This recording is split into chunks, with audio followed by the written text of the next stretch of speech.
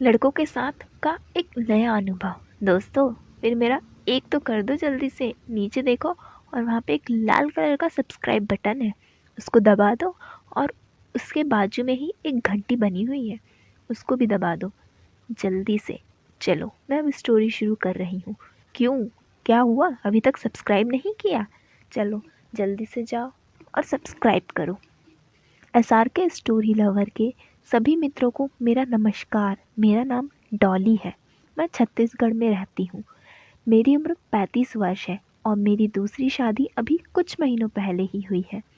मेरा मानना है कि एक हर प्यार का स्वाद अलग होता है और हर प्यार एक जैसी चटपटी नहीं होती। कुछ दिन पहले मैंने एसआर के स्टोरी लवर पर एक कहानी पढ़ी थी जिसका शीर्षक था, इस कहानी में एक लड़की डीटीसी की बस में सफ़र करती है और उसे दो लड़के पटा कर ले जाते हैं। बाद में वह दो लड़के तथा ऑटो ड्राइवर तीनों मिलकर उस लड़की की सुनसान एकांत में ले जाकर, बस अब समझ जाओ और क्या। कहानी बहुत अच्छी लिखी गई थी और उसे मैंने कई बार सुनी। जब जब मैं यह कहानी पढ़ती थी, मेरे दिमाग में यही कहानी बार बार घूमती रहती थी। मैंने सोचा, क्यों नहीं ऐसा ही कुछ ट्राई करके देखती हूँ। मैंने डीटीसी बस रूट के बारे में अपने दिल्ली में रहने वाले एक चैट फ्रेंड से और इंटरनेट से जानकारी ली। मेरे फ्रेंड ने मुझे सजेस्ट किया कि लाल किले से करोल बाग वाला रूट बहुत अच्छा है, उस पर भीड़ रहती है और मौका मिलने पर मेरे साथ छेड़छाड़ भी अच्छी तरीके से हो सकती है तथा किडनैपिंग का चांस नहीं है। मेरे दोस्त ने मुझे यह भी बताया कि रविवार को लाल किले के सामने सवेरे 6 बजे से एक साप्ताहिक बाजार लगता है जिसमें बहुत अच्छे से भीड़ रहती है। अब तो मैंने भी सोच लिया कि इस साप्ताहिक बाजार का आनंद भी लूँगी और मौका मिला तो दो भी अपने लिए पटा लूँगी। मुझे दिल्ली नवंबर के महीने में जाना था, जो कि ठंड का महीना होता है। मैंने सोचा कि अगर मैं इस मौसम में गई तो लड़कों का ध्यान मेरी तरफ अवश्य जाएगा। यह सोचकर मैंने एक स्कर्ट अपने लिए ऑनलाइन मंगवाई। मैंने अपने लिए एक ऑफ कपड़े लिए। मेरी ड्रेस जब ऑनलाइन मुझे डिलीवर हो गई, तब मैंने पहनकर उसकी ट्रायल ली। कुल मिलाकर मुझे छेड़ने के लिए अच्छा माहौल लड़कों को मुझे दे पाने के लिए मेरी ड्रेस अच्छी लग रही थी। मुझे एक शादी में चंडीगढ़ जाना था। लौटते समय मैंने 2 रात दिल्ली रुकने का प्लान किया और अपने पति को यह समझाया कि मैं अपने ऑफिस के काम से 2 दिन दिल्ली रुकूंगी। मैंने अपने अधिकारियों से रिक्वेस्ट करने करके 2 दिन के लिए दिल्ली टूर अनुमोदन भी करवा लिया। जब मैं चंडीगढ़ से दिल्ली पहुंची तब रात्रि का लगभग 9 बज रहे थे। मैं करोल बाग के एक होटल में ठहर गई। मैं रात को जल्दी सो गई और सुबह लगभग 3:45 बजे जागी। नहाकर मैंने अपनी पसंदीदा कपड़े पहने। लगभग 4:30 बजे मैं होटल से निकली। मैंने अपने साथ बहुत सामान नहीं लिया। लैपटॉप का कवर, अपना पर्स और मोबाइल लेकर मैं होटल से निकली थी। मैंने यह महसूस किया कि होटल से निकलते वक्त भी लोगों की निगाहें मुझ पर थीं, पर किसी की परवाह किए बगैर मैं ऑटो से बस स्टॉप तक आ गई। मैंने वातानुकूलित बस का पूरे दिन का पास बनवा लिया ताकि बार बार टिकट खरीदने की झंझट से मुक्ति रहे। सवेरे की बस में कोई भीड़ नहीं थी। मैं आराम से लाल किले तक पहुंच गई। सवेरे का मार्केट लग ही रहा था। मुझे ठंड तो लग रही थी, लेकिन मैं लगभग 15 मिनट मार्केट में चहल कदमी करती रही। कुछ लोगों ने मुझे पलट कर देखा, लेकिन आगे बढ़कर किसी ने छेड़छाड़ नहीं की। कुछ देर बाद मैं लाल किले से करल बाग जाने वाली बस में चढ़ गई। अभी थोड़ी भीड़ बढ़ना शुरू हुई थी, लेकिन मैं लगभग 200 मीटर बाद ही वापस उतर गई और फिर मैं लाल किले मार्केट तक आ गई। सुबह सुबह का वक्त था और अब भीड़ थोड़ी बढ़ रही थी। मैंने ईश्वर से प्रार्थना करी कि मुझे इस बार बस में कुछ अच्छे लड़के मिल जाएं। अभी बस में भीड़ अच्छी थी और मुझे खड़े रहना पड़ा। वैसे मैं भी यही चाहती थी, क्योंकि अगर मैं खड़ी रहूँगी तभी कोई मुझसे छेड़छाड़ करेगा।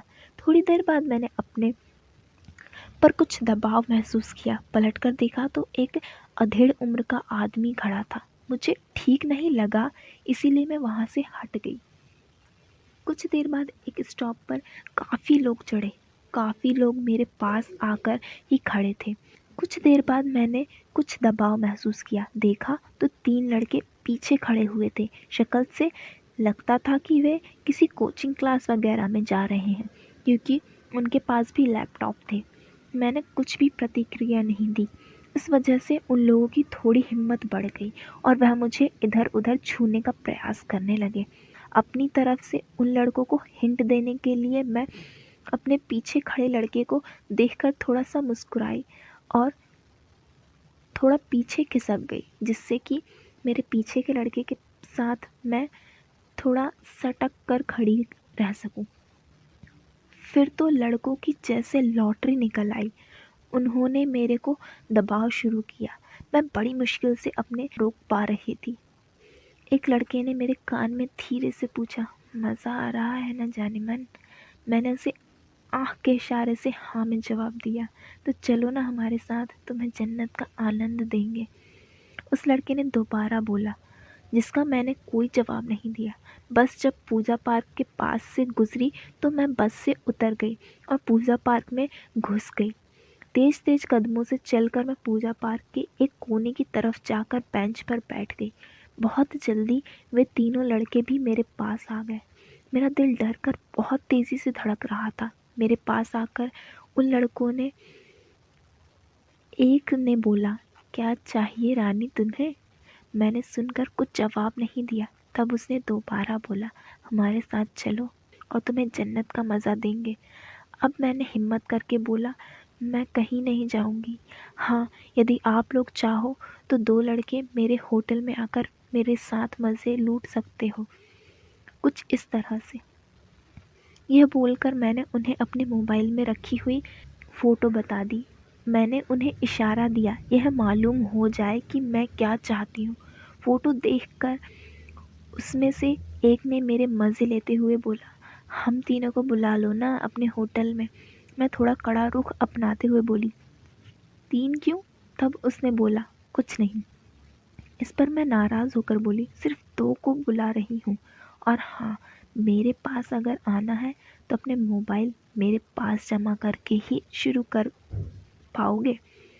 अगर तुम्हें ठीक लगता है तो जैसा मैं बोलती हूँ वैसा करो, अन्यथा मैं जा रही हूँ। और यह बोलकर मैं उठने लगी। तब उनमें से एक लड़के ने कहा, इस बात की क्या गारंटी कि तुम होटल में बुलाकर हम लोगों को फंसा तो ना दोगी? मैंने भी गुस्से में बोला, अगर मुझे इच्छा नहीं होती तो मैं कोई शौक नहीं था। मेरा गुस्सा अभी तक शांत नहीं हुआ था। अब तो विश्वास हुआ तुम्हें, या अभी भी तुम्हें लगता है कि मैं तुम लोगों को फंसा दूंगी? तीनों आपस में कुछ सलाह मशवरी करने लगे और फिर उसके बाद उन्हें मेरे पास आकर बोला, ठीक है, हम तैयार हैं और हम होटल में आ जाएंगे, लेकिन हम कोई पैसे नहीं देंगे। मैं बोली, मैं पैसों के लिए नहीं कर रही हूँ, मैं खुद के मज़े लेने के लिए ऐसा करना चाहती हूँ। तब उन लोगों ने बोला, तुम एक लड़के को यहीं संतुष्ट कर दो और बाकी 2 से होटल में। मैंने इधर उधर देखा और कहा, यहाँ खुले में नहीं। तब उनमें से एक लड़के ने बोला, उस बड़े से पेड़ के पीछे चल। मैंने कुछ सोच कर बोला, ठीक है, लेकिन तुम तीनों को अपने मोबाइल मेरे पास पहले जमा करने पड़ेंगे। तीनों लड़कों ने मोबाइल स्विच ऑफ करके मेरे पर्स में रख दिए। अब मैं उस लड़के के साथ में पेड़ के पीछे चली गई। अब मैंने बाकी के दोनों लड़कों, जिनका नाम अभिजीत और विजय था, को अपना प्लान समझाया। मैंने उन्हें बोला कि वे 1 घंटे बाद मेरे होटल में आएंगे और डॉली मैम के से मिलना है। यह बोलकर अपना आईडी प्रूफ रिसेप्शनिस्ट को दिखाकर मेरे पास आ जाएंगे। फिर मुझे ऐसा सब ठीक लग रहा था। फिर मैं भी ये सब कर बैठी। तो दोस्तों, कहानी पसंद आई या नहीं मुझे कमेंट करके ज़रूर बताएं। और आखिर में इतनी अच्छी कहानी बनाती हूँ इतनी मेहनत से, तो मुझे आप सभी पेटीएम ज़रूर करें। और हाँ, मुझे पता है कि आप सभी को मज़ा बहुत आता है, तो प्लीज़ मुझे पेटीएम कर दें। और मेरी वीडियो को लाइक, शेयर, कमेंट और चैनल को सब्सक्राइब करना बिल्कुल ना भूलें। धन्यवाद। मिलूँगी अब मैं मेरी अगली स्टोरी में। तब तक के लिए बाय।